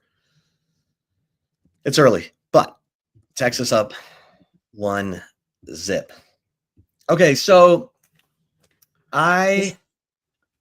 go ahead. No, I was gonna say, like, I mean, Texas is gonna host, right? Like, they're gonna get a top 8 seed. Like, this might be ignorance. Does the number 1 or number 2 or number 3 seed in baseball nationally really matter that much? Right? Like, so like all of this is gravy for Texas and Hoover, right? Like, yes, you won an SEC championship. That's great. You already won the regular season, but like ultimately it's not going to determine Texas' path, right? Okay. That's right. And Schloss was very upfront. He said, I got to get the pitching roles right for regional play. He didn't say one thing about he's using the SEC tournament to figure out what he's got, because they're still trying to look. They lost their number 1 starter, Jared Spencer. It's been a bit of a juggling act trying to replace him. Rubber-armed Ruger Riojas. was going there for a minute, and then he got the flu, and he got beat up a couple times. And so, is Ruger better situationally? If guys kind of figured him out a little bit. So now he's given Ethan Walker a chance. I like it. Yeah, I mean, use the games that don't matter to make it work for the games that do, right? Right. At Texas, you were judged on one thing as a head baseball coach, and that's your ability to get to Omaha at the end of the year. So That's right. David Pierce, I think, knew that well at the end of it. Well, that's what comes with being at the school that's been to Omaha more than any other. No 38 times. So, and that's the other cool thing is that you've got coaches who understand it. Steve Sarkisian knows where he is, and he's not afraid to talk about winning championships. I loved Bob Stoops because Stoops came into OU and he's like, we're going to win championships. We're about championships. And Mac was about 10-win seasons. You get what you demand. Mac got a lot of 10-win seasons, got his ass kicked by OU. Yeah, but they won the same amount of championships. That's right. National championships, they won the same amount.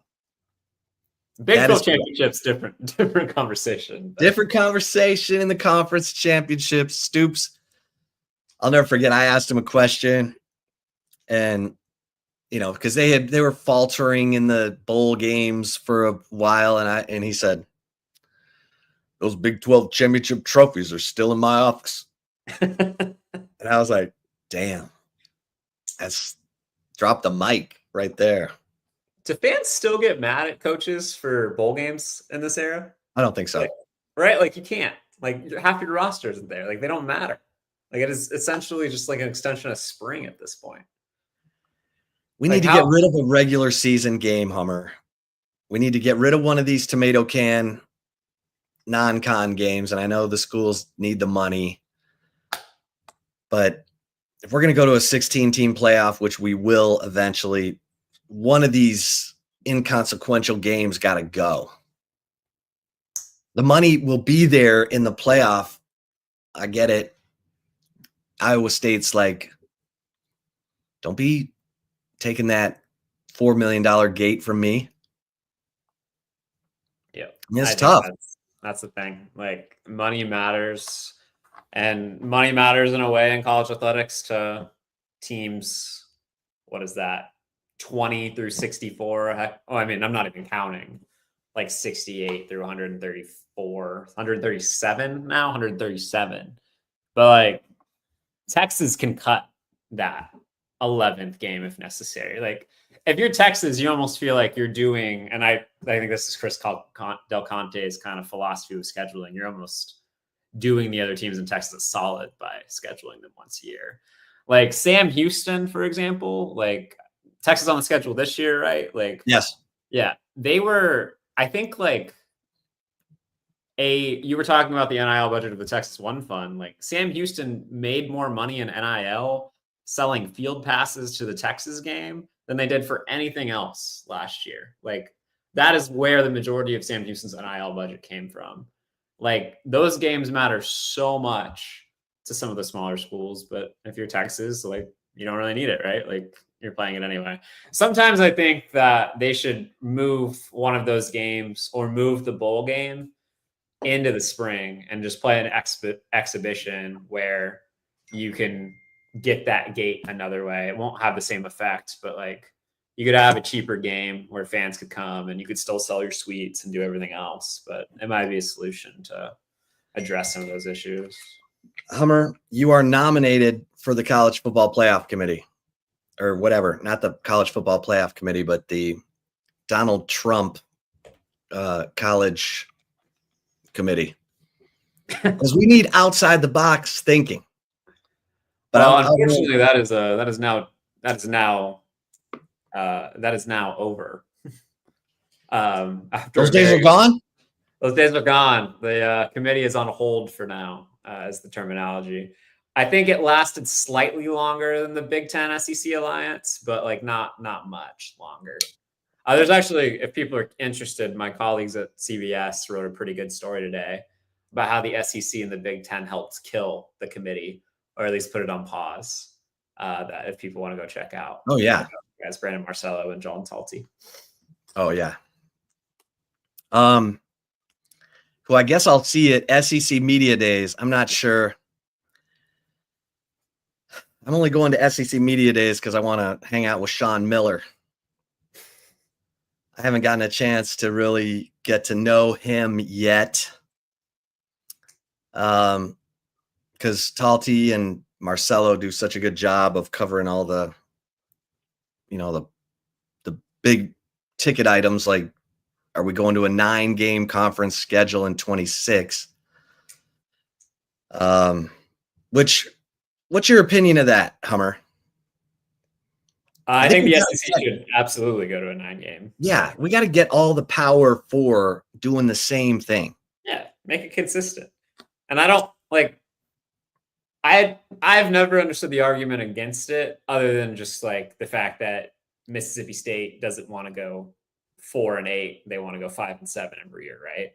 But like one of the main arguments has always been like, if you're South Carolina, like, oh, I got to play Clemson every year and I have to play 10 really tough games. Well, everybody plays a good non-conference opponent annually anyway. So just make your good non-conference opponent every year Clemson. Like, I don't get the argument. If you're going to have a even playing field for the playoff, and I put even in quotation marks because it obviously isn't, and in 2026 and beyond, the SEC and the Big Ten will be guaranteed at least 4 bids, right? Like each most likely.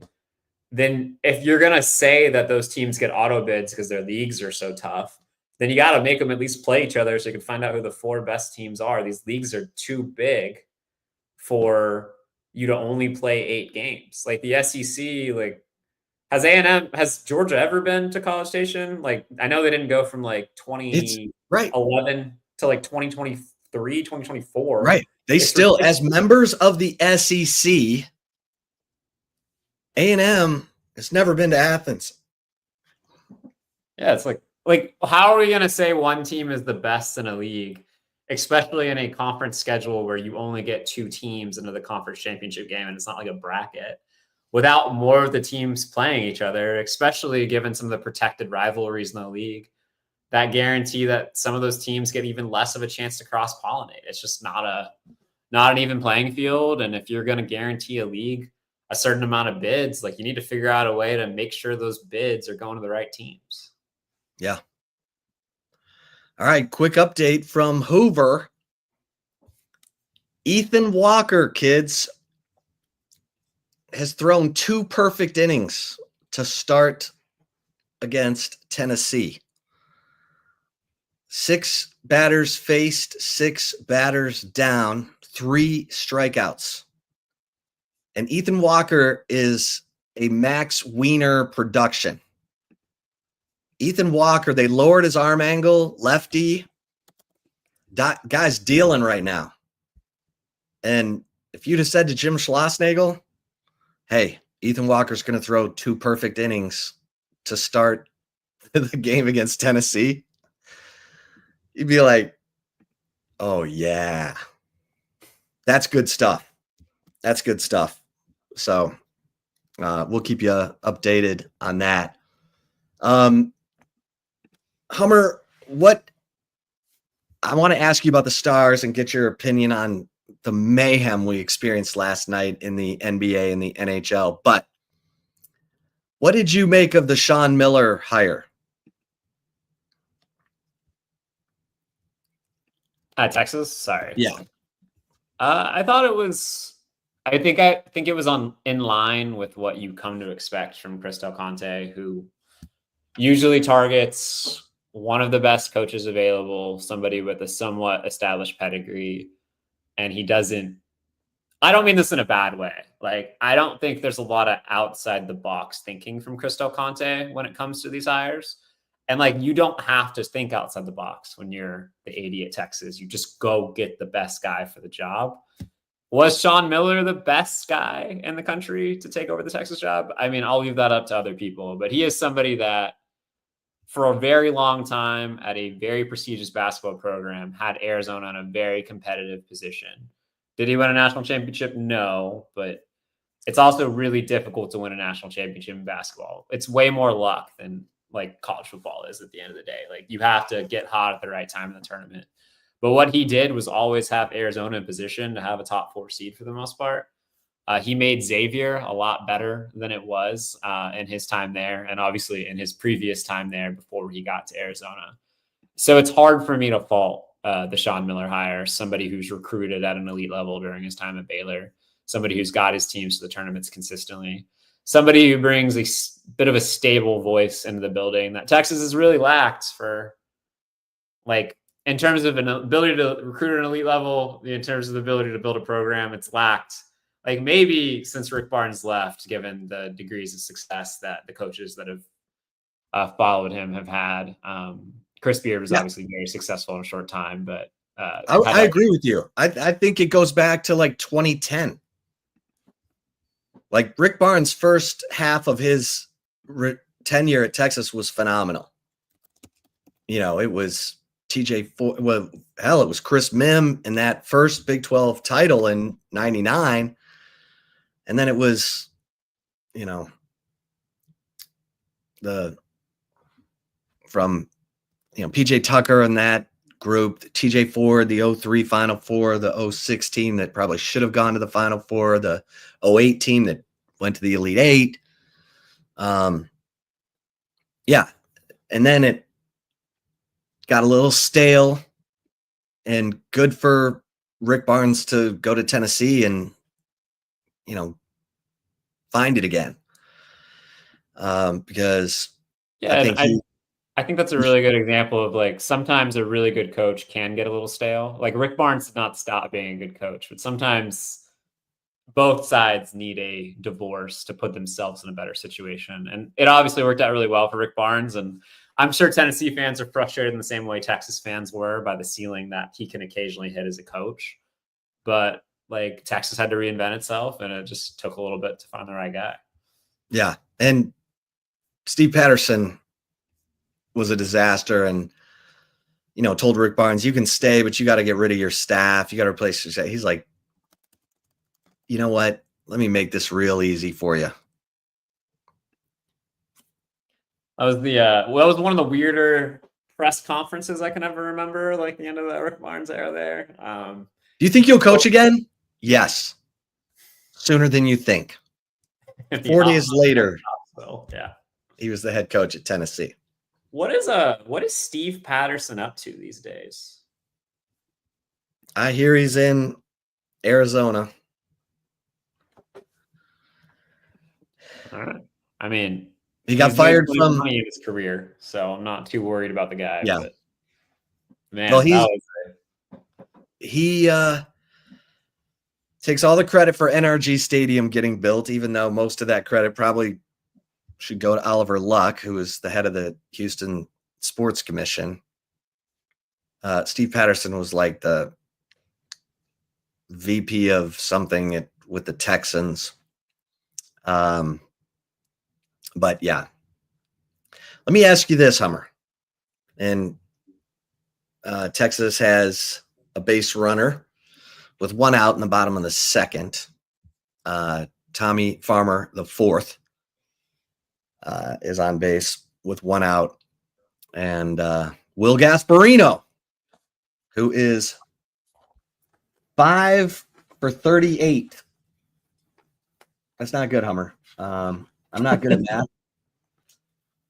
But 5 for 38 is one. It's a little below the Mendoza line. A little below the Mendoza.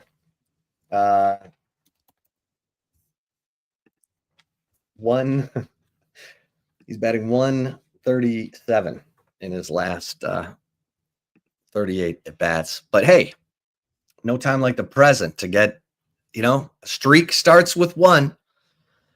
You definitely have to get on base the first time for that to keep going. Yeah.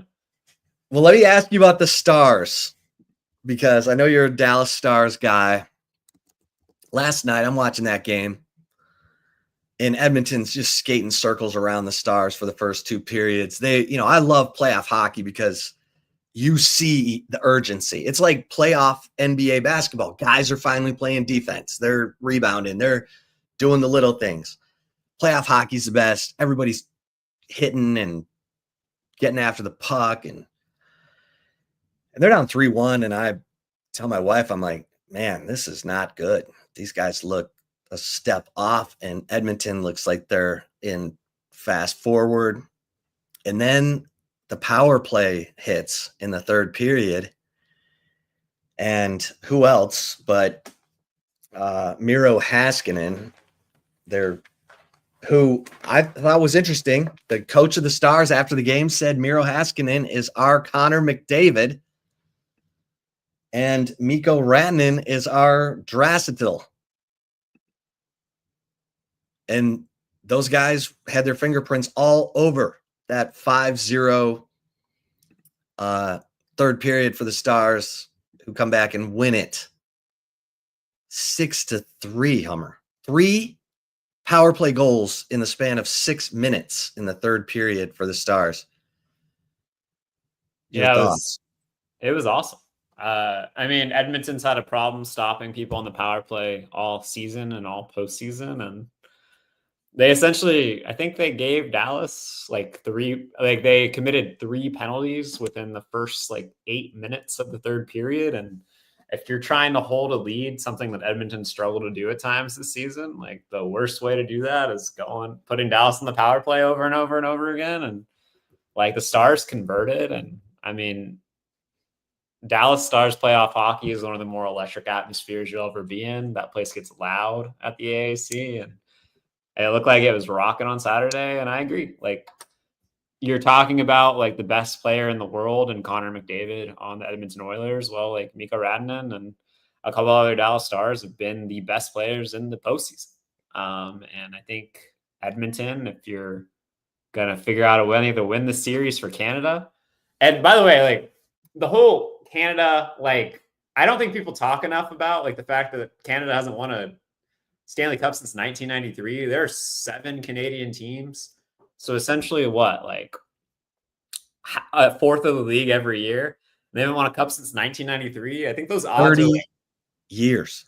Yeah, it's less than a 1% chance for that to have occurred over a 30-year period. It's nuts. Absolutely nuts. Just terrible mismanagement over there in Canada. But yeah, I mean, this Dallas Stars team has been built to win for 4 or 5 years now. That window is really starting to shrink, even though they have some really talented young players. So I'm very hopeful that this is the year Dallas can push it over the finish line and get this done, because this team has been on the cusp for years now, and some of the foundational pieces are getting a little older. So this was a really encouraging win last night. Yeah, that was impressive. And then you've got this Pacers-Knicks game in Madison Square Garden. The Knicks are up 14 with 2 minutes and 50 seconds to play. And Aaron Nesmith goes bonkers. 6 3-pointers in the fourth quarter, 4 in the final 2:04. And the Pacers come all the way back. I mean, when a team was trailing by 9 in the final minute of an NBA playoff game, no one had ever come back from that circumstance. 0 for 1,414. The Knicks win probability was 99% with 3 minutes and 44 seconds left. And here comes Aaron Nesmith, who's bombing away from 25, 26, 27, 30 feet. You can't miss. And then Tyrese Halliburton hits what he thought was a 3. It bounces off the back of the rim, goes up to the shot clock, and comes right down through the hoop. And he gives the choke sign, looking for Spike Lee. Gave him the Reggie Miller. With Reggie Miller on the call. Oh, it would have been epic had that actually been. Oh my goodness.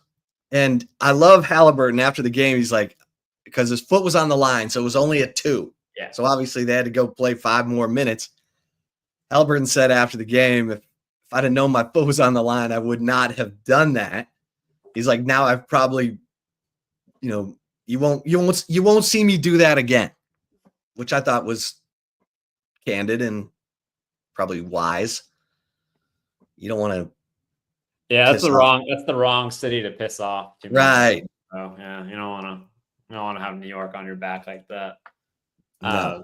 But no, that was awesome. And Tyrese Halliburton, like Chip, I'm sure you feel the same way. You've got like favorite players like in the leagues that you follow the most. Like for a long time, like Devontae Graham at Kansas was one of my favorite players like to follow. I just loved that kid's game. And Tyrese Halliburton, when he was at Iowa State, was one of those guys for me.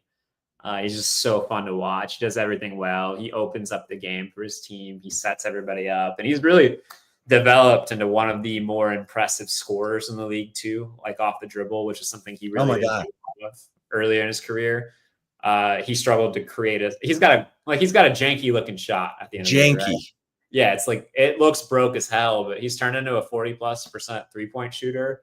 He's emerged as one of the best players in the league, and it's pretty incredible that like the overrated like player list came out and the NBA voted Tyrese Halliburton the #1 most overrated player in the league, and he goes on this run. This is pretty special, like for the state of it. I mean, one of my good friends is an Indiana Pacers fan, and he won't shut up in my group chat DMs recently, and I can't blame him. It's awesome. Tyrese Halliburton's so fun, and as a Mavericks fan, it's cool to see Rick Carlisle having the success he's having there too. Yeah. Rick Carlisle doesn't believe in fouling when you're up 3, that's for sure. But I mean, Jalen Brunson's getting a look. I mean, it was like, but as a person who loves basketball but can't stand the foul with like less than 10 seconds left, if you're up 3 and you're just going to make them shoot free throws, one, because it's just it's bad television, right? Like you want to see that 3-point attempt, and also it just makes the final minutes take forever. But like it is obviously the smart move to do it. And if I was the head coach, I would do it for sure. But Rick Carlisle does not believe in that. Absolutely not. Yeah. Well, Miles Turner, I said I was cheering for Miles. He's a great dude. He was so much fun. The 6-8 months he spent at Texas. Great personality, man. Like awesome. a big kid, awesome. With his bucket hat and just his fun, happy-go-lucky self. And I said, Miles Turner's going to have to outplay Karl Anthony Towns. Never mind. Karl Anthony Towns goes for 35, and Miles is on the bench in the final minutes of that game. But, hey, Aaron Nesmith, baby. You got to have guys step up. Nembhard was great. I mean, the Pacers just keep coming at you. They all seem like they can go all day. They had 9 guys play double-digit minutes. The Knicks had 7. The Knicks I don't know how they're going to survive physically, the Knicks, in this series, because Indiana scores 120 all the time. Yeah. Well, it's an interesting series, too, because like the Pacers have more depth than anybody left in like the playoffs, except for maybe Oklahoma City. But like the Pacers go 10 or 11 deep, even in the playoffs. They have more quality guards than any team in the NBA. Like it goes beyond Halliburton, Nesmith, Nembhard. Like Benedict Mathurin is there. TJ McConnell's there. TJ McConnell is doing it for the white American basketball player. Right. Scrappy do. Yeah, small, just like the ultimate cliche, TJ McConnell.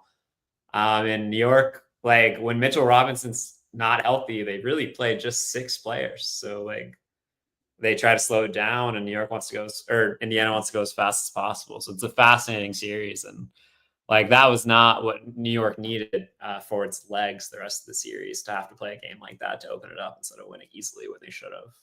So that one's fun, man. I hope we see more choking the rest of the way.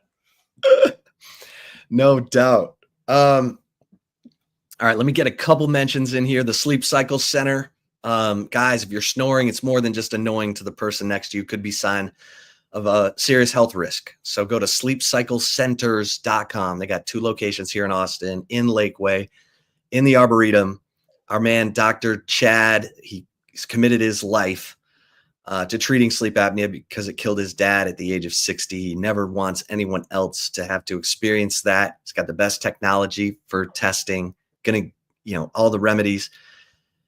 And all you got to do is go to sleepcyclecenters.com, set up an appointment, tell them Texas Sports Unfiltered sent you, and you're going to get $100 off your sleep study. Like, he's basically giving it away because he wants to make sure that you're informed and you're not suffering any health issues from sleep apnea, which is a lack of oxygen while you're sleeping. I have an oral appliance, which is one of Dr. Chad's remedies.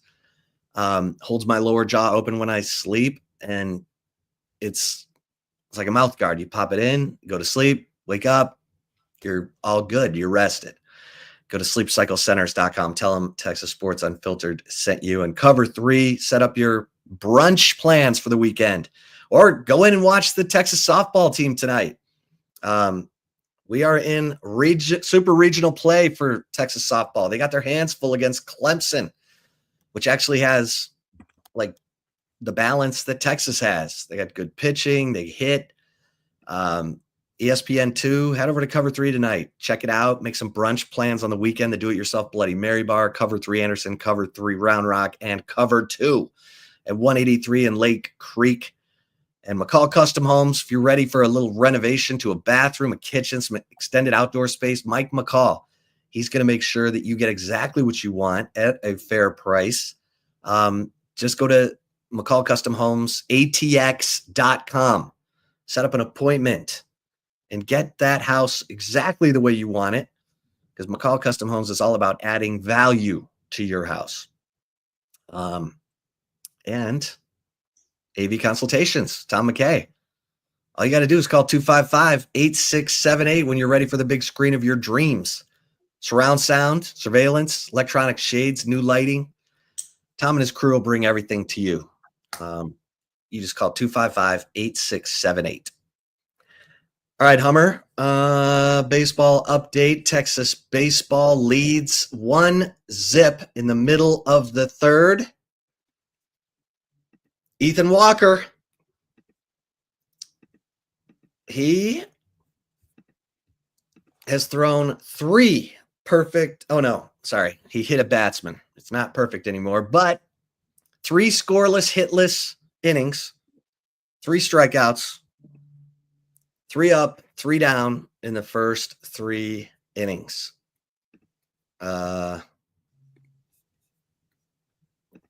Yeah, because Clark was hit by a pitch and then Peebles grounded into a double play.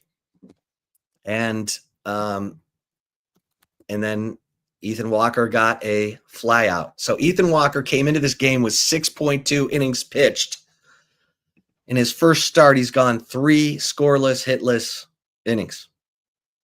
He's working on trying to double his whole season output today against Tennessee, which is the defending national champion and is throwing the SEC Pitcher of the Year today in Liam Doyle. So, Hummer, anything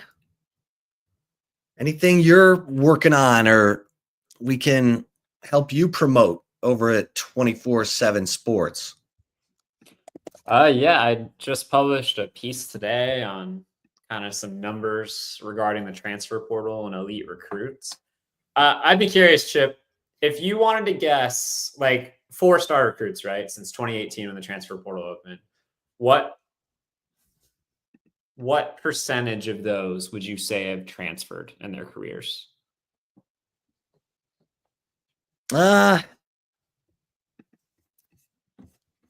4-star recruits, what percentage have transferred? At least once in their careers, yes. At least once in their careers? I'll say 28%. The answer is 48%. And it's actually 54% if you take away the 2023 and 2024 classes, like that have only been on campus 1 or 2 years in their career. So like it is now like it is not only common for a player to transfer, it is the majority path. Like the majority of players that are 4-star recruits, those guys that we all love, the recruiting like nerds on our message boards, like wondering where the 177th player in the country will go. And more often than not, that player will transfer at least once in their career. And I examined some trends like that in my piece today on 247sports.com. So if anybody's interested in that, they can go check that out. But I would ask another question kind of in that vein, Chip. How much more likely do you think it is for a 4 or 5-star recruit who didn't transfer to be drafted than a player who did transfer? Ooh. Give it to me. It's 5 times more likely for it to happen. Wow. More than if you were a 4 or 5-star recruit and you stayed on campus, on one campus, you are going to be drafted, I think, 54% of the time. If you transferred once in your career as a 4 or 5-star recruit, your chances drop to being drafted at 11% based on the data from 2018 to 2023. It drops 11% or to 11? To 11%.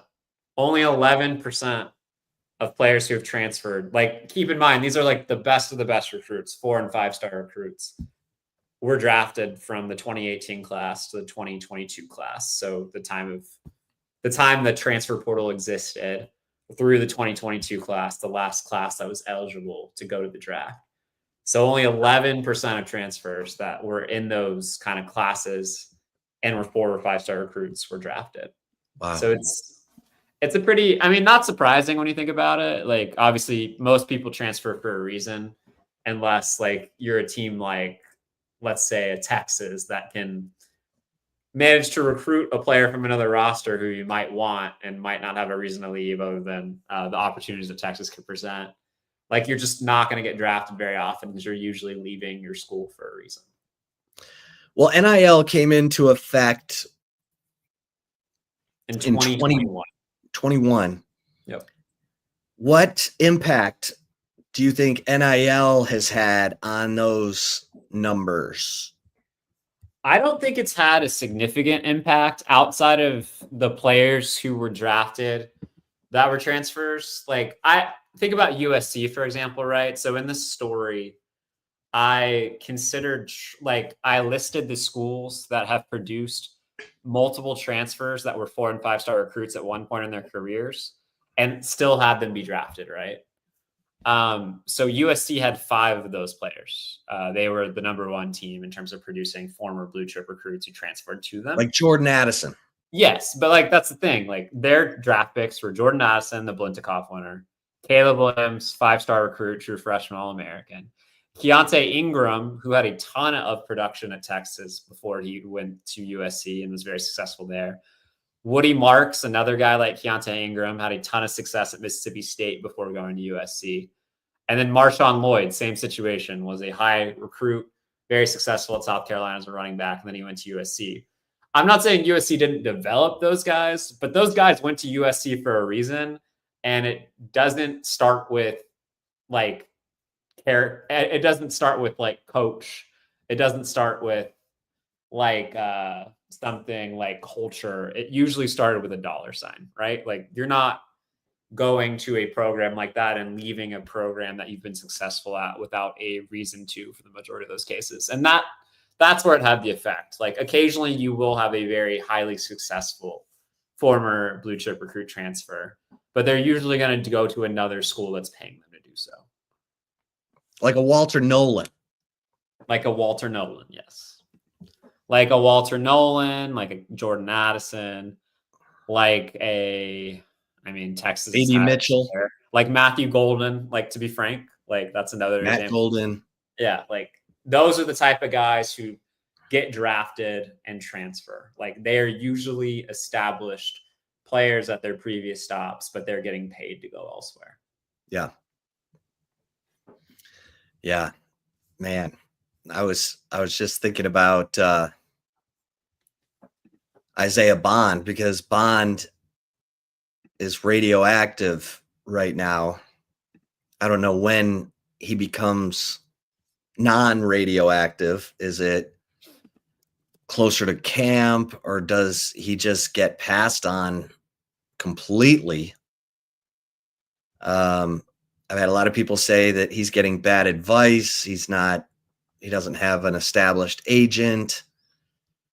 he didn't get out ahead of this thing with this sexual assault allegation, which has been more of a civil complaint than a criminal complaint, but which also lends itself to this could have been handled differently. I don't know the details. I'm not saying one way or the other. I'm just saying if it's not a criminal complaint and it's just a civil complaint, usually a lot of the times you have the ability to settle before it gets right. And so, you know, here was a guy who Texas, you know, put a decent premium on in the NIL portal game. And you got a guy like Silas Bolden, who just did everything right, is with the Vikings as an undrafted free agent. And I've told Zay, put it on a Post-it note. Silas Bolden's going to make the Vikings roster or a NFL roster. Yeah, I mean, he's the type of player who he can do a lot of things for you on special teams. In addition to like what he does as a receiver, for sure. Yeah, he's a football player. He's tough. Yeah, just brutal situation there but listen, don't put yourself in bad situations, Hummer, right? Yeah, at the end, like, to be honest, at the end of the day, like, the headlines are terrible. He had a bad year. That's just not a combination in which you get a lot of opportunities as a professional athlete. Had he stayed healthy the whole year and had 1,200 yards, I bet he would be on a roster. But like, the NFL and life tends to be hypocritical in that way. But given the current circumstances and the headlines that are out there, I don't anticipate him being picked up until that's resolved. Yeah. What did Augie Garrido say? Winners get treated different. Ain't wrong. Houston Street said that was his pregame speech in 2002 before they went out and won the College World Series. I'm just going to leave you with this. Winners get treated different in life. Well, I bet Houston Street hasn't paid for many drinks in Austin, Texas since that happened. So he's probably right about that. Oh, all right. Quick update from Hoover before we sign off. There is no afternoon show today. Okay. Ethan Walker, top of the fourth. He gets a line out. Texas up 1-0 in the top of the fourth. And Ethan Walker has faced 10 batters and retired all 10. So, Hummer, appreciate you, man. Thanks for hanging out. Absolutely, man. Enjoyed it. Yeah. And we'll be back tomorrow with all the recap on Texas baseball, Texas softball, Texas saying no to moving the Ohio State game into a nighttime slot on Sunday, August 31st. Longhorns said no. We're going to hang out right when we were supposed to. 11 a.m. Central Time, 12 noon Eastern on August 30th. Bright and early in Columbus, Ohio. Even though Ohio State fans have come to hate the big noon kickoff. Okay, last thing, Hummer. What do you make of that? Because that is the Fox. The Big Ten is the Fox conference. The SEC is the ESPN conference. ESPN can put you wherever, and Fox can too, but Fox wants to dominate that noon time slot. And so the biggest brand in the Big Ten is in that time slot all the time. What do you think of the fans getting sick of it? I mean, I get it. If you're going to a game in person, it's not as tenable to do everything you'd like to do. But like, otherwise, I don't get the complaint at all. If you're just a fan watching on the couch, like, noon is great. Like, noon is like, I can wake up and mow my lawn or run to the gym. I could come back and watch the game with my friends, and then I could still do whatever I want the rest of the day. Like, noon is awesome as a college football television product. I would much rather have that as a fan than like 8 night games a year personally, but I think people like to complain, and politicians often like to write bills that address people's complaints and don't address anything that actually needs to be addressed in society. And I think you get a combination of that in the state of Ohio right now. Like, you just won a national championship. Right. Enjoy it. Like, Take you a won a breath. national championship playing the majority of your games at 11 a.m. I don't think it matters a lick on the field at the end of the day. Yeah. Yeah. That bill, by the way, by that Ohio representative would slap the attorney general could slap a $10,000 fine on either the team who scheduled it or the television. It's only $10,000. Fox is going to make $10,000 in 2 seconds on Saturday morning with That bill will never see its way out of committee. So, Hummer, great stuff today. Again, everybody, thanks. If you haven't already, please like and subscribe to the Texas Sports Unfiltered YouTube channel. Feel free to leave us a 5-star rating, wherever you listen to us. That helps too. And thanks to all of our incredible sponsors. Thanks to Chris Hummer. Hole-in-one Hummer. I played Butler, and I was 2 over. Have you ever shot even par there? Yeah, I have. Yeah. Yeah, I have not. And it bothers me because I feel like I should have been able to shoot par there. It can be. I love Butler, but the greens can be. Yeah. It's hard to shoot maybe necessarily what you would at other places if the greens were a little more consistent. Yeah.